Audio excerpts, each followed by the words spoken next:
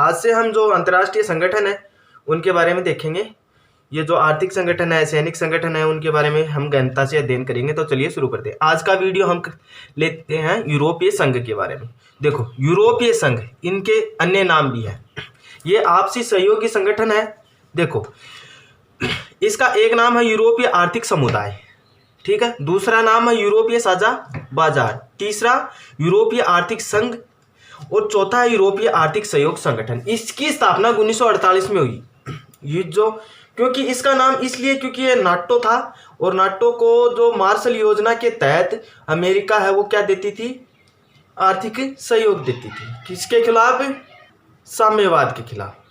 तो साम्यवाद के खिलाफ जो है वो अमेरिका क्या करती थी, इनको सहायता देती थी। देखो 1945 में, कब? 1945 के बाद, 1945 के बाद शीत युद्ध के दौर में। कौन से दौर में? शीत युद्ध के दौर में। शीत युद्ध के दौर में यानी इन देशों का मेल मिलाप हुआ, ठीक है। अमेरिका ने यूरोप की अर्थव्यवस्था का पुनर्गठन किया। इसके लिए इन्होंने मार्शल योजना के तहत किन देशों को, इन नाटो देशों को, कौन सी योजना? मार्शल योजना के तहत इनको क्या दिया गया? आर्थिक सहायता दी गई, ठीक है ना। अमेरिका नाटो के तहत एक सामूहिक सुरक्षा व्यवस्था को जन्म देना चाहता था, ठीक है ना। मार्शल योजना के तहत 1948 में यूरोपीय आर्थिक सहयोग संगठन का क्या हुआ? इसकी स्थापना हुई, जिसके माध्यम से पश्चिमी यूरोप के देशों को क्या हुई? आर्थिक मदद मिली। कौन से? पश्चिमी यूरोप। ध्यान रखना, ये याद रखना है, पश्चिमी यूरोप, पश्चिमी यूरोप के देशों को। तो मार्शल योजना के तहत पूछ लिया जाए कि मार्शल योजना के तहत यूरोप के किन देशों को सहायता दी जाती थी, आर्थिक सहायता? वो था पश्चिमी यूरोप के देशों को आर्थिक सहायता दी जाती थी, ठीक है ना। ये एक ऐसा मंच बन गया जिसके माध्यम से पश्चिमी यूरोप के देशों ने व्यापार और आर्थिक मामलों में एक दूसरे की मदद करनी शुरू कर दी। इन देशों ने, जो यूरोपीय आर्थिक सहयोग संगठन यानी जो नाटो के देश थे, इन्होंने आपसी मेल मिलाप के कारण यानी आपसी जो आर्थिक है वो सहायता एक दूसरे के करना प्रारंभ कर दिया, एक दूसरे की सहायता करना प्रारंभ कर दिया आर्थिक रूप से, ठीक है। अब क्या हुआ? 1949 में गठित यूरोपीय परिषद यानी राजनीतिक सहयोग के मामले में एक अगला कदम साबित हुआ। कब? 1949। जो यूरोपीय है वो एक यहाँ की एक परिषद बना दी। कौन सी परिषद? ठीक है। इसके बाद क्या होता है कि यूरोप के पूंजीवादी देशों की अर्थव्यवस्था आपसी एकीकरण की प्रक्रिया में एक चरणबद्ध ढंग से आगे बढ़ी। मतलब सीढ़ी दर सीढ़ी क्या है, उनका विकास होने लगा। इसके परिणाम स्वरूप 1957 में यूरोपीय इकोनॉमिक कम्युनिटी का गठन हुआ। कब? 1957 में। 1957 में एक कम्युनिटी बनाई गई, यूरोपीय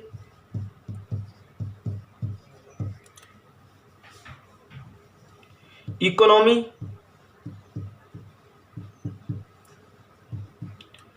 यूरोपीय इकोनॉमिक कम्युनिटी,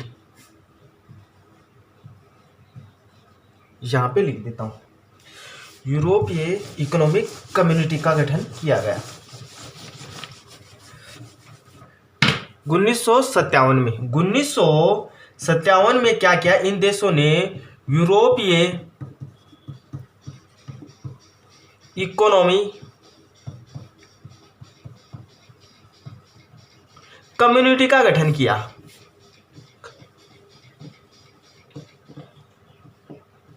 इन देशों ने मिलकर के 1957 में क्या किया? यूरोपीय इकोनॉमिक कम्युनिटी का गठन कर दिया। यूरोपीय पार्लियामेंट का भी गठन हो गया। इसके साथ ही क्या हुआ? यूरोपीय संसद बोल सकते हैं। तो यूरोपीय पार्लियामेंट का भी इसके साथ में क्या हो गया? गठन हो गया। 1 जनवरी 1900 देखो, यूरोपीय संसद के गठन के आने के बाद ही इसको क्या मिला? राजनीतिक रूप मिल गया। कौन सा रूप? राजनीतिक, ठीक है। इसको राजनीतिक रूप मिल गया। लेकिन उसके बाद जस्ट 1 जनवरी 1958 को, 1 जनवरी 1 जनवरी 1958 को इसके अंदर एक बहुत बड़ा परिवर्तन होता है। क्या वो, क्या कि यूरोपीय आर्थिक समुदाय का जन्म हो गया है इसके साथ। 1 जनवरी 1958 को यूरोपीय आर्थिक समुदाय का गठन हो गया। समुदाय, इसके साथ ही क्या हुआ, 1 जनवरी 1958 को यूरोपीय आर्थिक समुदाय का गठन हो गया। शुरू में इसके 6 देश थे। कितने? शुरुआत में इसके 6 ही देश थे। वर्तमान में तो इसके 27-28 देश हैं। वो पूरी बातें बताएंगे। देखो 6 देश थे, वो कौन कौन से थे, इसका एक सूत्र है। सूत्र खैर नहीं बताऊंगा। एक तो इसका देश आएगा फ्रांस, एक है इटली, एक है नीदरलैंड,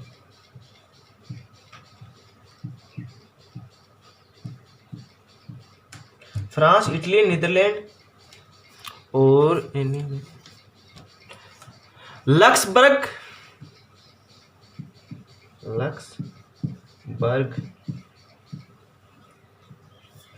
फ्रांस, इटली, नीदरलैंड, लक्सबर्ग और बेल्जियम।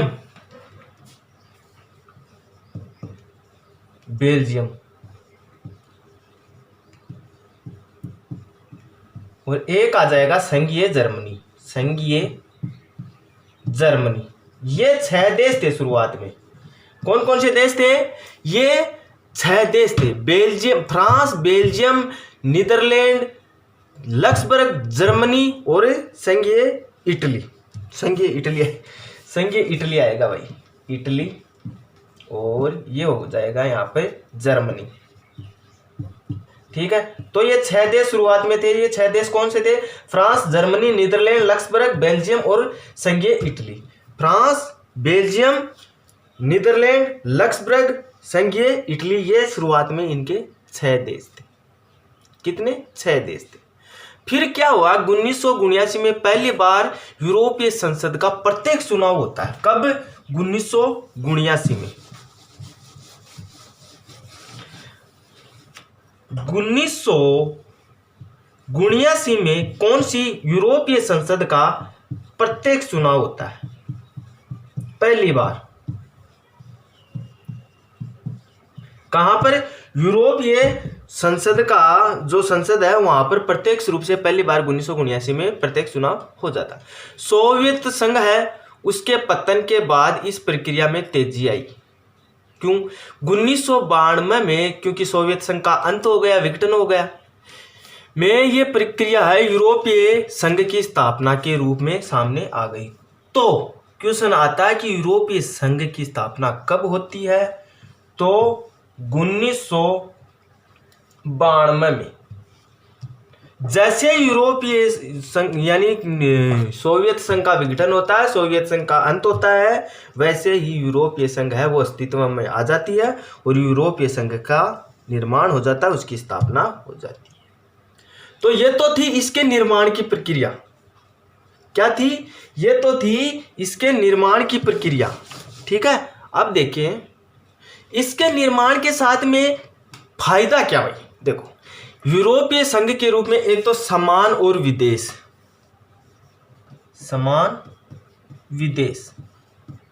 एक समान विदेश, दूसरा सुरक्षा नीति,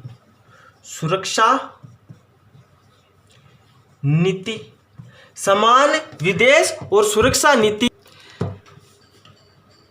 और आंतरिक मामलों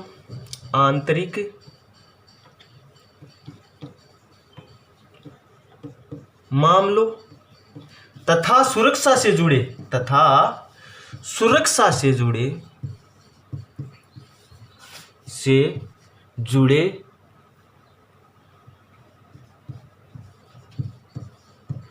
आंतरिक मामलों तथा सुरक्षा से जुड़े तथा न्याय के मुद्दे। कौन से मुद्दे? न्याय के मुद्दे और एक सबसे बड़ी उपलब्धि समान मुद्रा। समान मुद्रा यानी सभी यूरोपीय देशों में एक जैसी मुद्रा का चलन है, उसका रास्ता ओपन हो गया, रास्ता खुल गया। तो ये उपलब्धि थी। इसके साथ ही क्या हुआ कि समान विदेश सुरक्षा नीति, आंतरिक मामले तथा सुरक्षा से जुड़े तथा न्याय के मुद्दे, इन सभी बातों में या समान मुद्रा यानी सभी बातों में क्या हुआ, एक नया रास्ता खुला और एक नई व्यवस्था यूरोप में शुरू हो गई। ठीक है। यूरोपीय संघ अब आर्थिक सहयोग वाली व्यवस्था में बदलकर ज्यादा से ज्यादा क्या हो गया, राजनीतिक हो गया। पहले एक राजनीतिक आर्थिक संगठन था, अब क्या हो गया, एक राजनीतिक रूप ले लिया। राजनीतिक पहले क्या था, यूरोपीय संघ जो है वो एक आर्थिक संगठन था, लेकिन ये क्या हो गया, अब एक राजनीतिक संगठन हो गया। अब यूरोपीय संघ स्वयं में काफी हद तक एक विशाल राष्ट्र राज्य के रूप में सामने आया। हालांकि यूरोपीय संघ का एक संविधान बनाने की कोशिश तो नहीं, यानी संविधान बनाने की जो कोशिश थी वो असफल हो गई, इनका संविधान नहीं है। लेकिन फिर भी इनका अपना झंडा है और राष्ट्रगान है और स्थापना दिवस है। अपना तो क्या है, झंडा है, अपना राष्ट्रगान है और स्थापना दिवस है। स्थापना दिवस है किसका, यूरोपीय संघ का। हालांकि इसका कोई संविधान नहीं है, संविधान बनाने में यह संस्था है वो असफल रही, लेकिन इसका खुद का झंडा भी है, खुद का राष्ट्रगान भी है और खुद ये है वह स्थापना दिवस भी मनाते हैं। अन्य देशों से संबंधों के मामले ये काफी हद तक साझी विदेशी तथा सुरक्षा नीति बन गई थी। नए सदस्यों को शामिल करते हुए यूरोपीय संघ ने सहयोग के दायरा है उसका विस्तार करने की कोशिश की। किसने, यूरोपीय संघ। यानी जो नए सदस्य हैं उनको मिलाने की कोशिश है, यानी और अधिक बनाई की गई। ठीक है। नए सदस्य मुख्यतः भूतपूर्व सोवियत संघ के जो थे उन्हीं के देश थे, जो सोवियत संघ में शामिल थे वही देश थे। ये प्रक्रिया असमान नहीं थी, यानी ये जो प्रक्रिया थी वो इतनी आसान भी नहीं थी।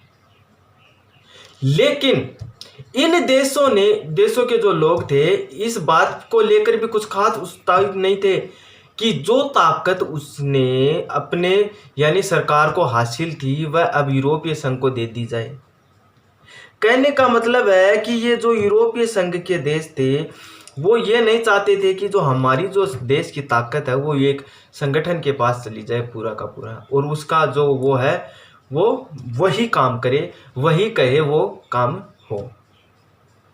तो यूरोपीय संघ आर्थिक, राजनीतिक, कूटनीतिक तथा सैनिक प्रभाव से बहुत जबरदस्त प्रभावित था। ठीक है ना। जैसे क्या कि आर्थिक, राजनीतिक, कूटनीतिक और सैनिक प्रभाव बहुत ज्यादा था इन पर।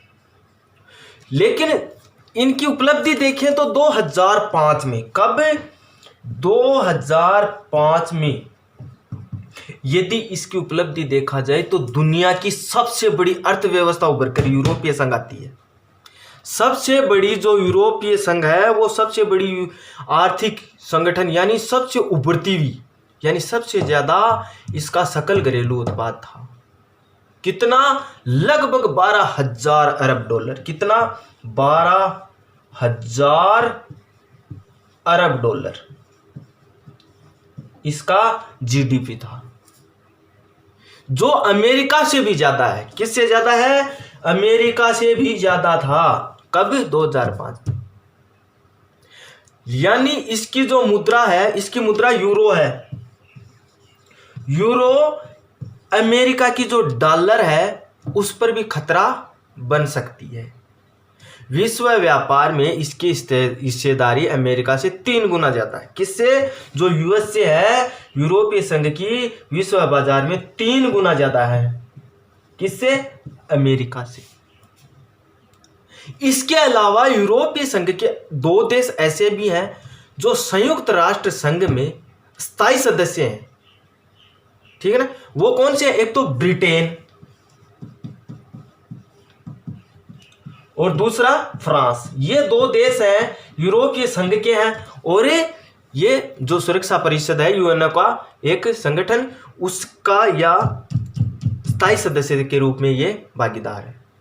यूरोपीय संघ में कई और देश सुरक्षा परिषद में अस्थायी रूप से शामिल है कि नहीं। इसके चलते यूरोपीय संघ अमेरिका समेत सभी मुल्कों की नीतियों से प्रभावित करता है। ईरान के परमाणु कार्यक्रम, जैसे मान लो अमेरिका के कुछ देश तो ऐसे हैं कि भाई अमेरिका की नीतियों का स्वागत करते हैं, लेकिन यूरोपीय संघ के कुछ ऐसे भी देश हैं जो अमेरिका उसकी नीतियों का स्वागत नहीं करते।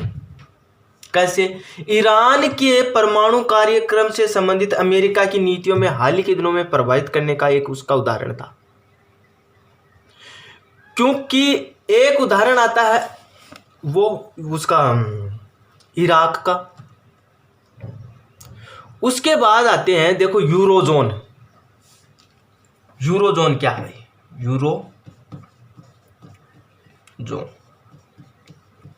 यूरोजोन यानी यूरोपीय मुद्रा है उसको अपनाने वाले देशों की संख्या वो 19 है। यूरोपीय जो मुद्रा है यूरो, उसको अपनाने वाले की संख्या कितनी है? 19 है। पूर्वी यूरोप के देश, यानी एक देश आता है लिथुआनिया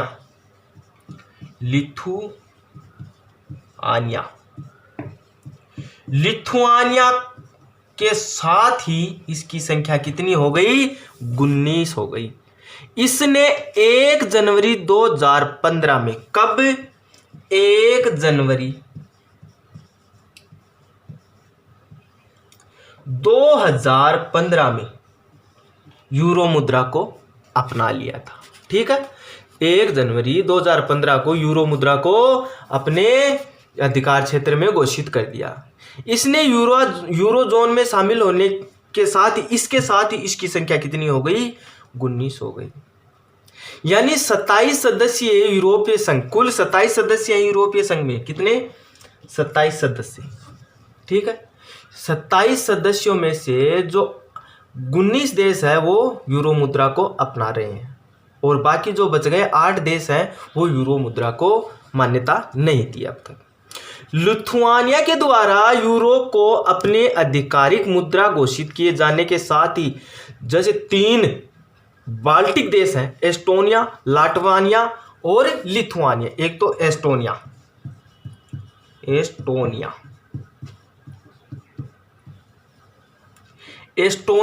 लाटविया,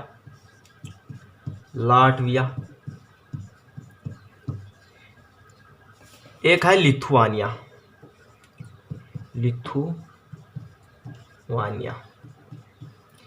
ये जो 3 देश हैं ये बाल्टिक सागर के देश हैं।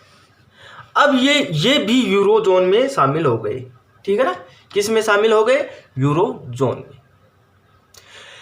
ठीक है, एस्टोनिया ने 1 जनवरी 2011 में तथा लिथुआनिया यानी लाटविया ने 1 जनवरी 2014 को यूरो मुद्रा को अपनाया। एस्टोनिया ने 1 जनवरी 2011।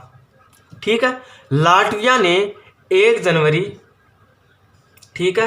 2014, और इसने लिथुआनिया ने 1 जनवरी 2015 में यूरो मुद्रा को अपना लिया था। चीन के साथ मानवाधिकार उल्लंघन और पर्यावरण विनाश के मामलों पर धमकी है। कहने का मतलब है चीन के साथ जो मानवाधिकार के उल्लंघन और पर्यावरण विनाश के मामलों पर धमकी या सैनिक शक्ति के उपयोग करने की जगह कूटनीतिक, आर्थिक निवेश और बातचीत का ज़्यादा मुद्दा उठाए। इन्होंने संघर्ष के बजाय बातचीत को बहुत ज़्यादा महत्व दिया। इसके हिसाब से सैनिक ताकत के हिसाब से देखें तो यूरोपीय संघ के पास दुनिया की दूसरी सबसे बड़ी सैन्य ताकत है। पहले नंबर पर तो यूएसए है ही है, लेकिन यदि सेकंड नंबर पे देखें तो यूरोपीय संघ है, वो दूसरी सबसे बड़ी सेना है वर्ल्ड की इसके पास। इसका कुल रक्षा बजट है वो अमेरिका से अधिक है। किससे रक्षा बजट है वो किससे अधिक है? अमेरिका से अधिक है।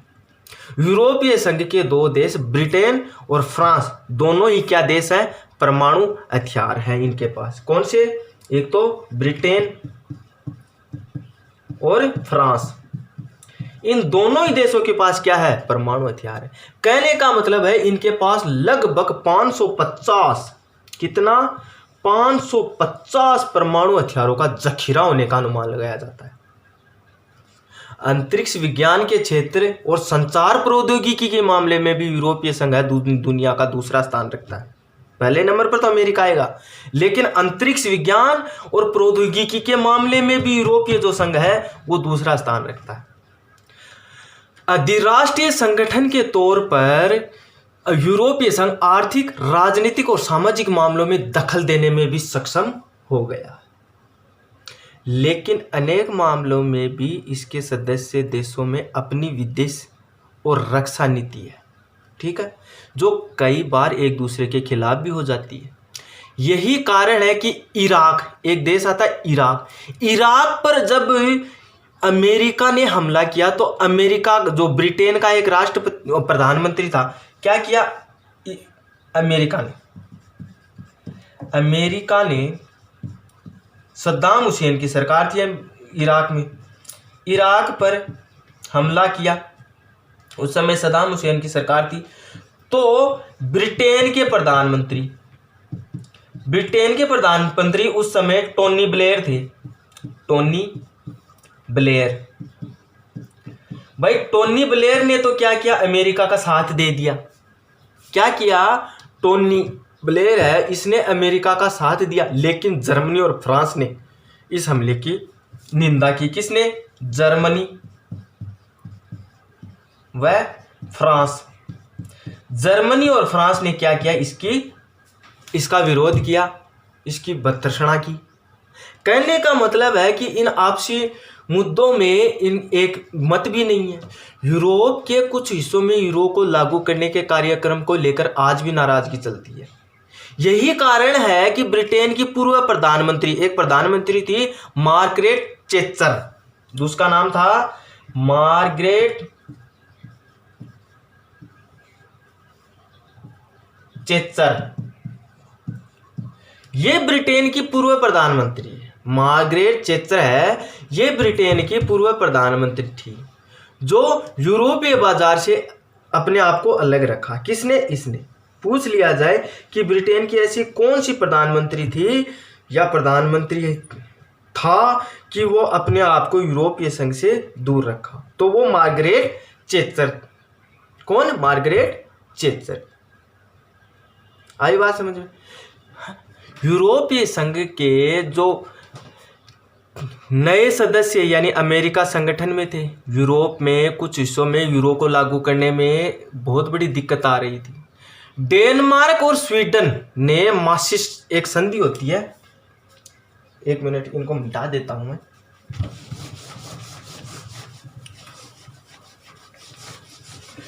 डेनमार्क और स्वीडन, ठीक है, कौन से देश?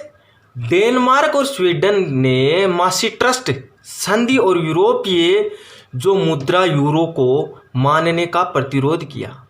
क्या किया? प्रतिरोध किया। इससे विदेशी और रक्षा मामलों के काम में यूरोपीय संघ की जो संघ है उसकी क्षमता में वृद्धि होती है। कौन कौन से देश थे? डेनमार्क और स्वीडन। संधि कौन सी? मास्ट्रिक्ट। इस संधि के तहत क्या होता है कि एक यूरोप का है वो क्षमता में वृद्धि होती है। मास्ट्रिक्ट जो संधि है, कौन सी? मास्ट्रिक्ट जो संधि है ये 1992 में होती है। कब? 1992 में।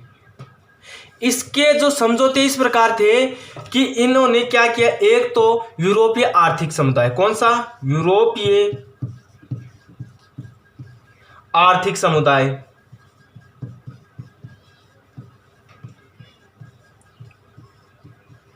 ठीक है। नंबर 2, समान रक्षा और विदेश नीति, समान रक्षा व विदेश नीति।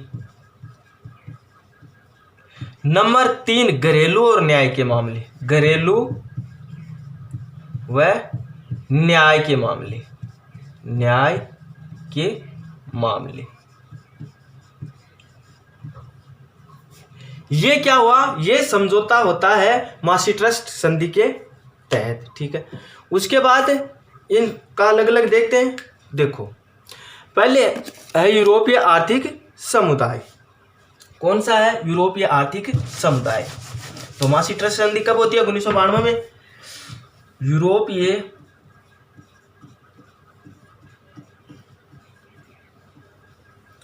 आर्थिक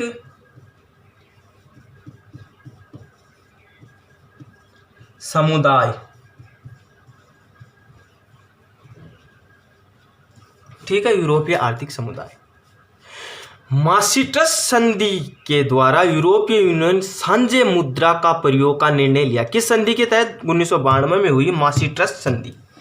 1992 में हुई मास्ट्रिक्ट संधि के तहत सबने सोचा क्यों ना हम जो है यूरो को सामूहिक मुद्रा के रूप में प्रयोग करें, ठीक है। जिसका व्यवहारिक रूप से 2002 में इसको लागू भी कर दिया। मास्ट्रिक्ट संधि को 2002 में क्या किया, इसको लागू कर दिया। यूरोपीय यूनियन इस समय विश्व का सबसे बड़ा इकाई बाजार था। कौन सा, इकाई बाजार। सभी राज्यों में वस्तुएं, सेवाएं एवं वित्त जो मुक्त आदान प्रदान कर दिया। जितनी भी जो इन देशों के बीच में यूरोपीय संघ के देश थे, इनमें जो सेवाएं थी उनका वो है आदान प्रदान है वो एकदम फ्री में कर दिया, मुफ्त कर दिया।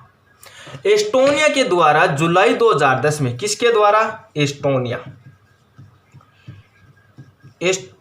के द्वारा जुलाई 2010 में, किसने, एस्टोनिया ने 2010 में यूरो मुद्रा अपनाए जाने से यूरो मुद्रा के लगभग कितने देश हो गए, 17 देश हो गए एस्टोनिया के साथ। वैसे वर्तमान में 19 है, ठीक है। और इसके तहत यूरोपीय सेंट्रल बैंक का निर्माण भी किया गया जो फ्रैंकफर्ट में है। यूरोपीय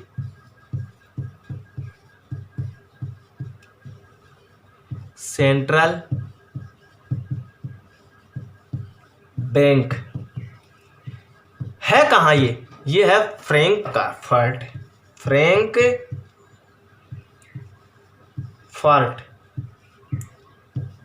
कहाँ पर है, फ्रैंकफर्ट में है। आई बात समझ में, ठीक है। जो यूरोप को अपनाए जाने वाले देश थे, Australia, Belgium, Cyprus, Estonia, Finland, France, Germany, Greece, Ireland, Italy, Luxembourg, Malta, Netherlands, Portugal, Slovakia, अन्य पर स्पेन, इस प्रकार के क्या थे, देश थे, वो यूरो मुद्रा को अपना रखा था। इसके बाद हम दूसरा पॉइंट लेंगे, समान रक्षा और विदेश नीति। समान रक्षा विदेश नीति।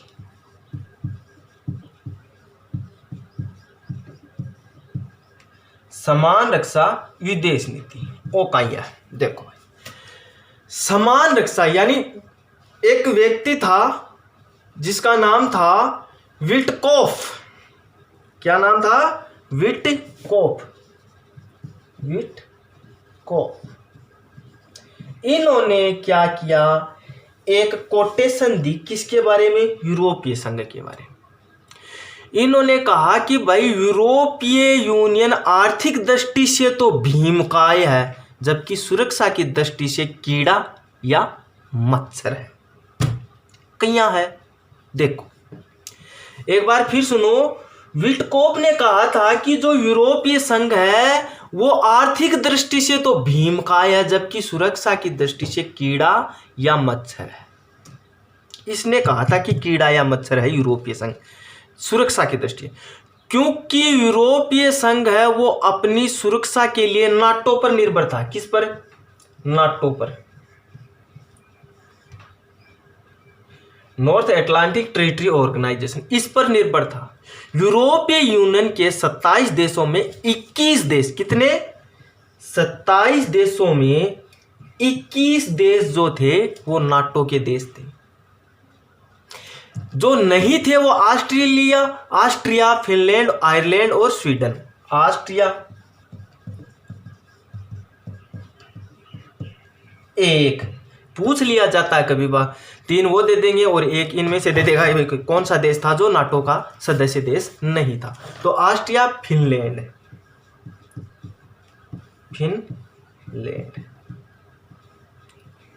ऑस्ट्रिया, फिनलैंड प्लस स्वीडन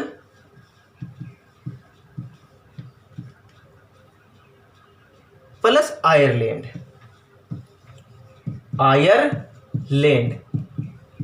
ये जो देश थे ये नाटो में सम्मिलित नहीं थे।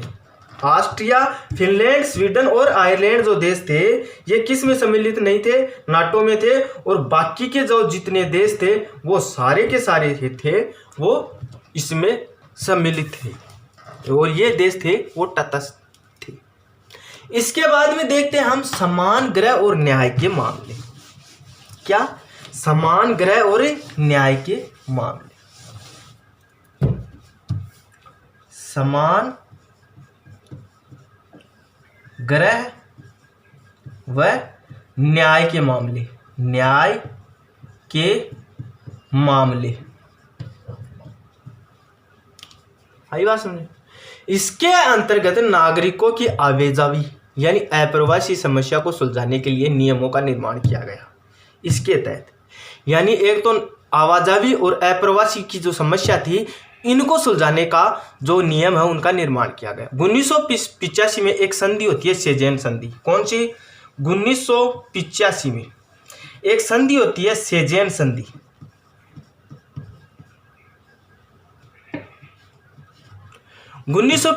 में सेजेन संधि होती है। इसके द्वारा यूरोपीय नागरिकों को बिना पासपोर्ट के पूरे यूरोप में भ्रमण करने की अनुमति दे दी। सेजेन संधि के द्वारा 1985 में हुई थी, जो पूरे यूरोप में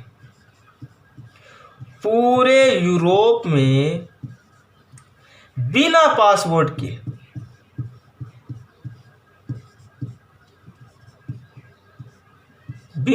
पासपोर्ट के पूरे यूरोप में घूमने की आज़ादी दे दी। किसने? सेजेन संधि के द्वारा। ठीक है। इसके बाद 1995 में इसको लागू कर दिया, यानी इसी के 10 साल बाद 1995 में इस सेजेन संधि को लागू कर दिया। और वर्तमान में भी जो यूरोपीय संघ के सदस्य हैं वो पूरे के पूरे यूरोप में बिना पासपोर्ट के घूम सकते हैं। इसी के साथ एक संधि और होती है एम्स्टर्डम संधि।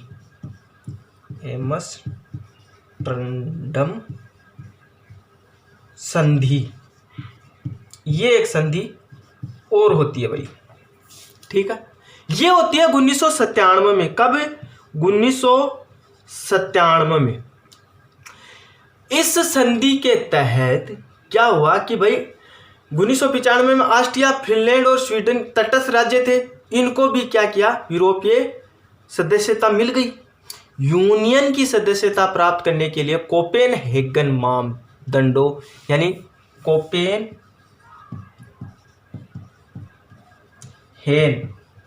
कोपेनहेगन मापदंड जो कि 1993 में कोपेनहेगन मापदंड जो 1993 में निर्माण किया गया, इनके कुछ प्रावधान ये देखो। वो प्रावधान थे कि लोकतांत्रिक शासन प्रणाली, नंबर 1 लोकतांत्रिक शासन प्रणाली। पहली बात तो ये हो गई। मानवाधिकार का बेहतर रिकॉर्ड, मानवाधिकार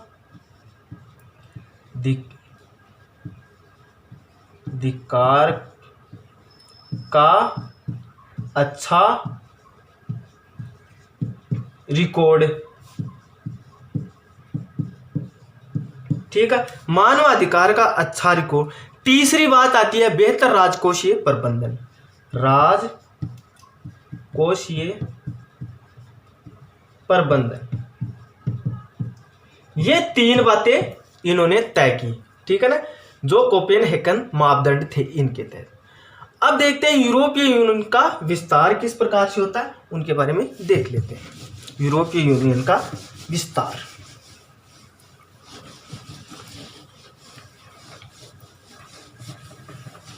यूरोपीय यूनियन का विस्तार देखो एक बार को। यूरोपीय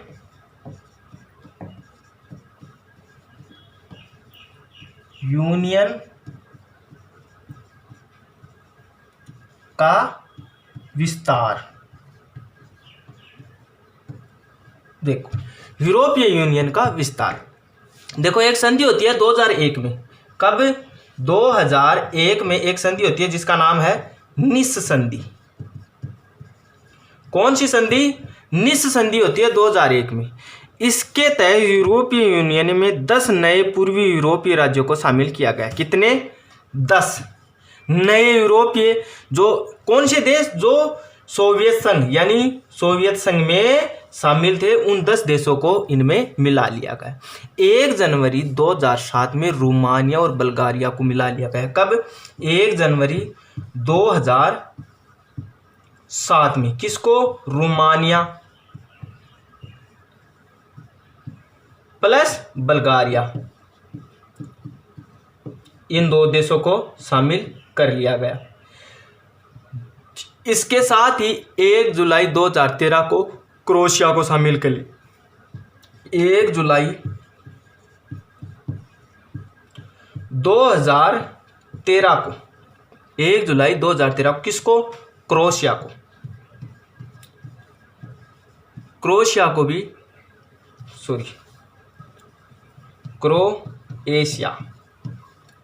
क्रोएशिया को भी शामिल कर लिया गया यूरोपीय संघ में।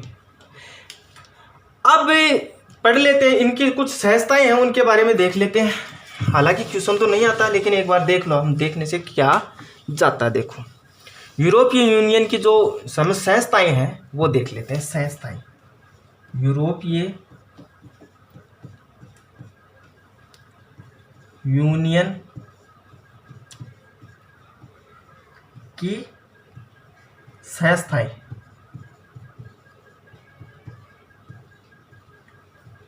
यूरोपीय यूनियन की संस्था, एक तो है यूरोपीय संसद। यूरोपीय संसद नंबर 1। देखो इस जिसके सदस्य निर्वाचित यानी निर्वाचन यूरोपीय देशों के लोग हैं वो प्रत्येक निर्वाचित होते हैं। इसके सदस्य कैसे निर्वाचित होते हैं? प्रत्येक एक।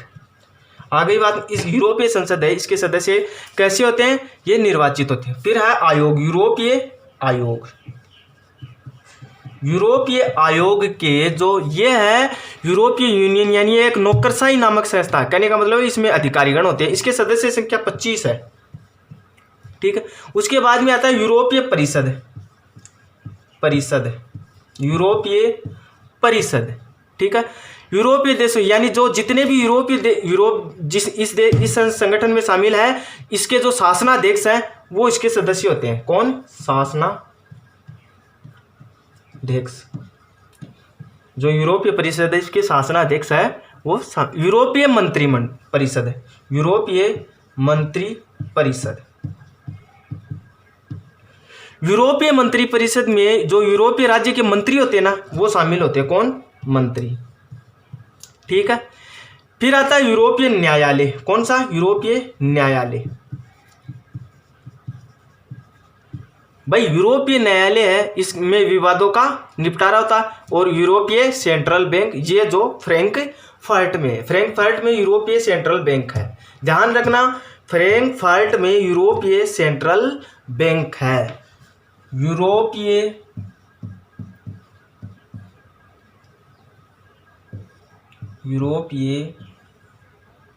सेंट्रल बैंक कहाँ पर है? फ्रैंकफर्ट में। तो ये हो गया आपका यूरोपीय संघ है वो पूरा। तो अगर वीडियो अच्छा लगा हो तो लाइक कर देना, चैनल को सब्सक्राइब कर देना और वीडियो को ज़्यादा से ज़्यादा शेयर करना। जय हिंद, जय भारत।